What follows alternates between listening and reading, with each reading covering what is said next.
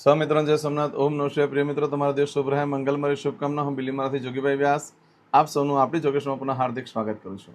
મિત્રો, આજરોજ જોઈશું આજનું શુભ પંચાંગ. આજે તારીખ છે 20/8/2025 ને બુધવાર. શ્રાવણ વદ 12 તિથિ અને 13 આજે સાથે છે. આજે પ્રદોષ છે. આજે સૌમ્ય પ્રદોષ કહેવાય આજના દિવસને.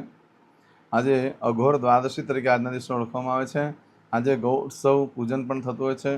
આજે પ્રદોષનું બહુ જ મહત્વ છે. આજે પ્રદોષની પૂજા ભગવાન વિષ્ણુએ પણ કરેલી અને ત્યાર પછી મહાશિવરાત્રિ કહેવાય છે. અને આજે બુધવાર છે, વિષ્ણુ ભગવાનનો વાર છે. અને આજે નક્ષત્ર પણ બહુ સરસ છે. આજે નક્ષત્ર એવું છે કે તમે આજે કોઈ પણ કાર્ય કરો છો એમાં સુખ, શાંતિ, ઐશ્વર્ય પ્રાપ્ત કરાવે છે. એવો આજનો દિવસ છે.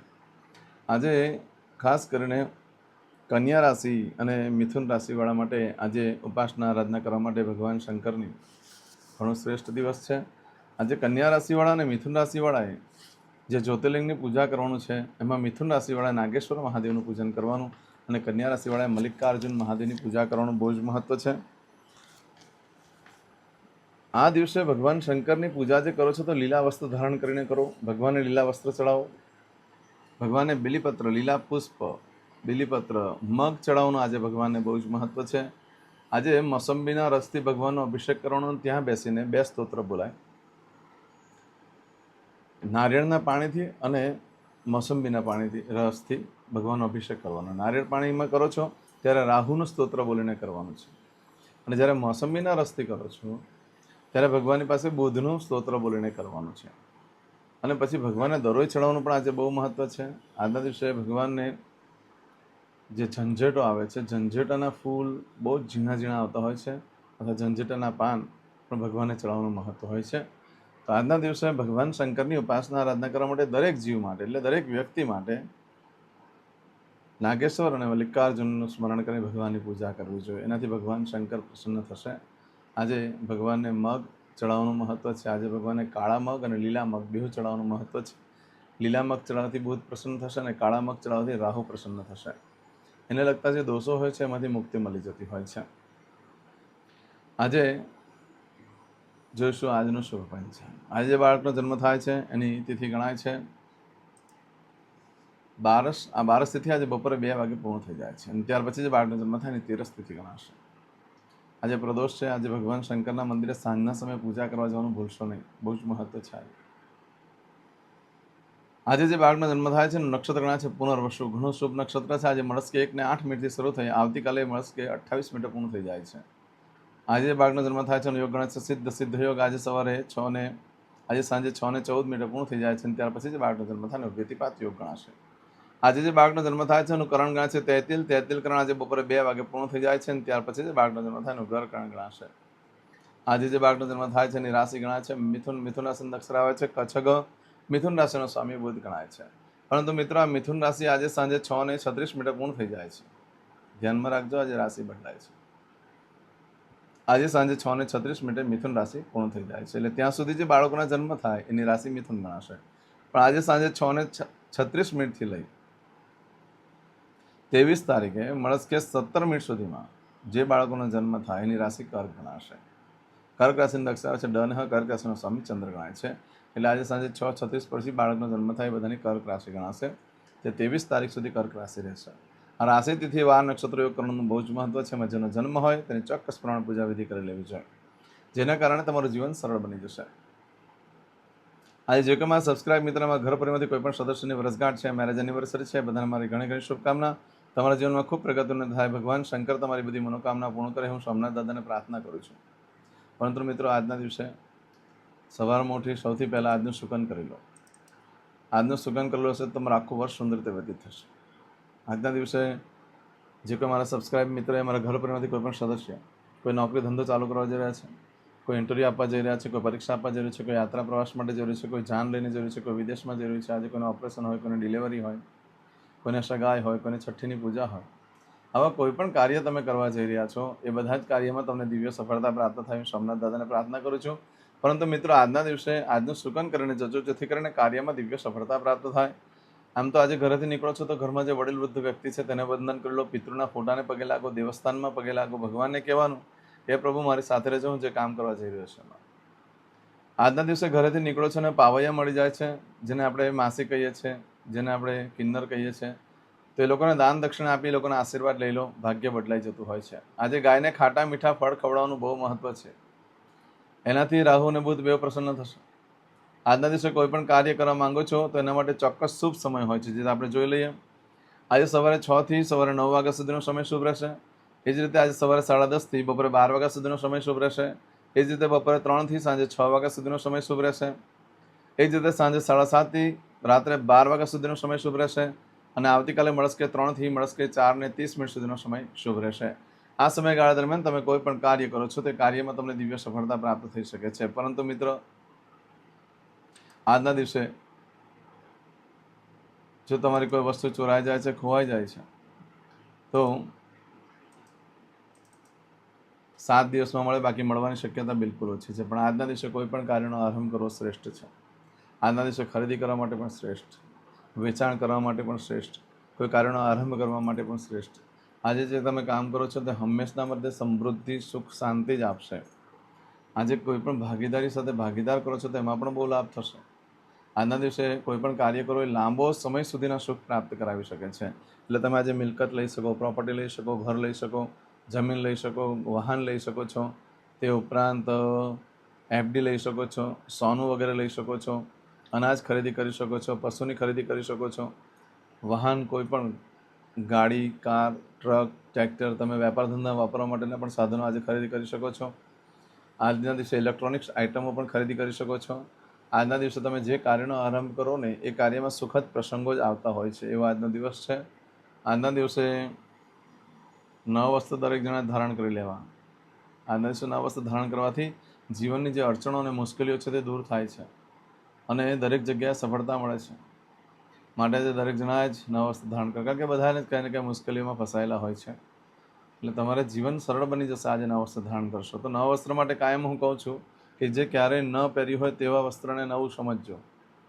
રેડીમેડ કપડાં મોટે ભાગે ટ્રાય કરેલા હોય છે. આજે નવ વસ્ત્ર ધારણ કરતી કોઈ ધાર્મિક સ્થળની મુલાકાત પણ થઈ શકે છે.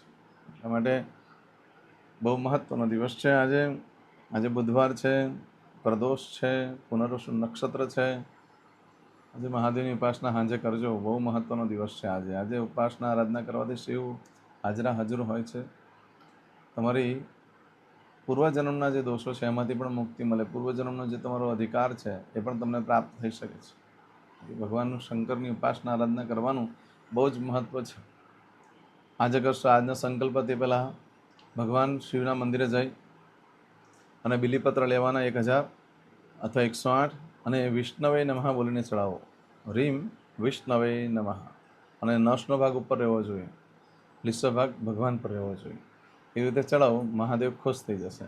ભગવાન શંકરના મંદિરમાં ભગવાન નારાયણનું નામ લઈને તમે બિલીપત્ર ભગવાનને અર્પણ કરો, તે પણ પ્રદોષના દિવસે વિશેષ પ્રકારનું ફળ પ્રાપ્ત થશે. ચોક્કસ કરજો. ચમચીમાં પાણી લઈ લો. અદ્યતન માસના માસોત્તમ બ્રહ્મ પવિત્ર શ્રાવણ માસે શુભ કૃષ્ણ પક્ષે દ્વાદશ્યામ અંતર્ગત ત્રયોદશ્યાયામ સૌમ્યવા શરણવિત્તાયામ. હવે દરેક જણા પોતાનું સાચું નામ બોલી દો. તમારું ગોત્ર ખબર હોય તો ગોત્ર બોલી દેવાનું.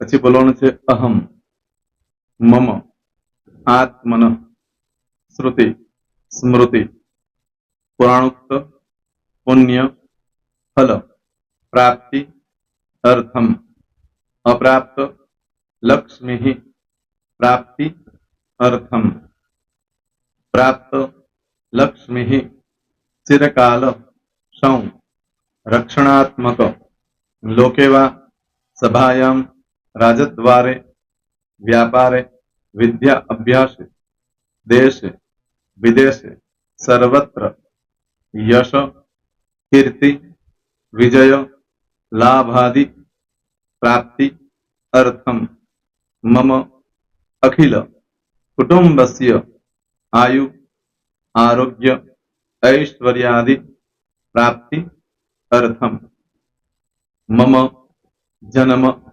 समय, तथा च विप्र, वृंदानां, जन्म, समय, जन्म, कुंडली, मध्ये, स्थित, ग्रहः, गोचर, ग्रहः, महादशा, अंतर्दशा, प्रत्यंतरदशा तथा च योग युति दृष्टि मध्ये शुभफल प्राप्ति अर्थम भय रोग शत्रु बाधा दोष मारण तारण मंत्र तंत्र अरिष्ट दोष पीड़ा निवृत्ति अर्थम भूत प्रेत पिशाचादि द्वारा रचित अरिष्ट दोष निवृत्ति अर्थम मम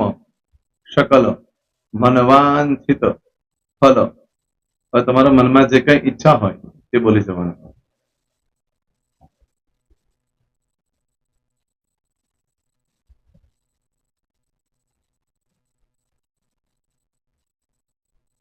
બોલવાનું અનુસારતઃ સકલ મનવાંછિત ફલ પ્રાપ્તિ અર્થમ. હવે જે બરકતની પૂજા વાળા છે એ લોકો તો આ બધું બોલવાનું જ હોય છે, એ લોકો માટે કોઈ સ્પેશિયલ નથી. પણ જે લોકોએ હવે જે કહું છું તે લોકોએ જ બોલવાનું, જેના લગ્ન થઈ ગયા હોય એ લોકોએ બોલવાનું છે. મમ દાંપત્ય જીવન મધ્યે સુખાકારી પ્રાપ્તિ અર્થમ પુત્ર પૌત્રાદિ સંતતિ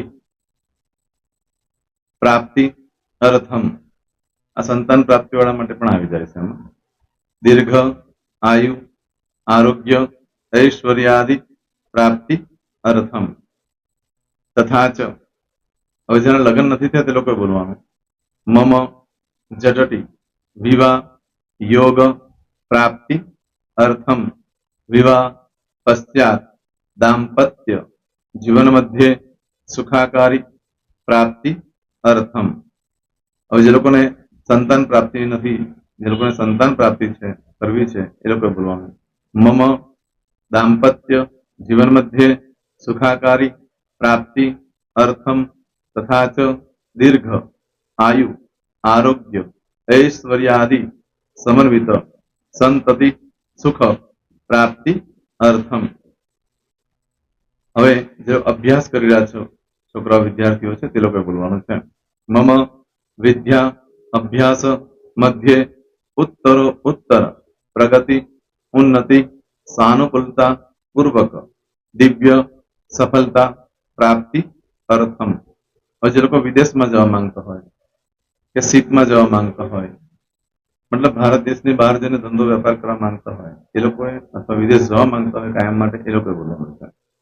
મમ જટટી વિદેશ ગમન યોગ પ્રાપ્તિ અર્થમ વિદેશ ગમન કાર્ય મધ્યે સાનુકૂલતા પૂર્વક દિવ્ય સફળતા પ્રાપ્તિ અર્થમ.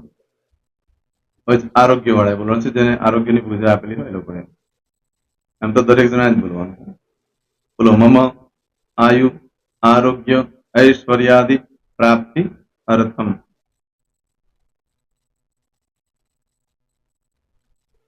હવે દરેક જણા બોલવાનું. સકલ મનવાંછિત ફલ પ્રાપ્તિ અર્થમ અદ્ય દિને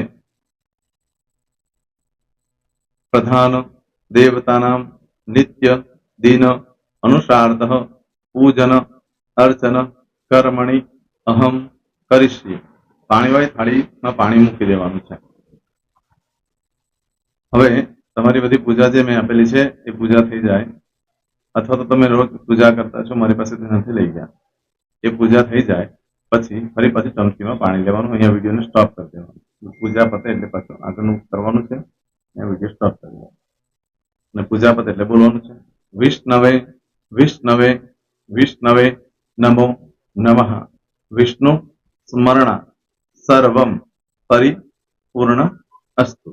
એતાની ગંધ પુષ્પ ધૂપ દીપ નૈવેદ્ય તાંબૂલ દક્ષિણા પ્રદક્ષિણા સહિત પ્રણુ મમ સકલ મનવાંછિત ફલ પ્રાપ્તિ અર્થમ પૂજન અર્ચન પ્રિયદાન ન મમ. પાણી મૂકી દેવાનું, પાછું પાણી લેવાનું.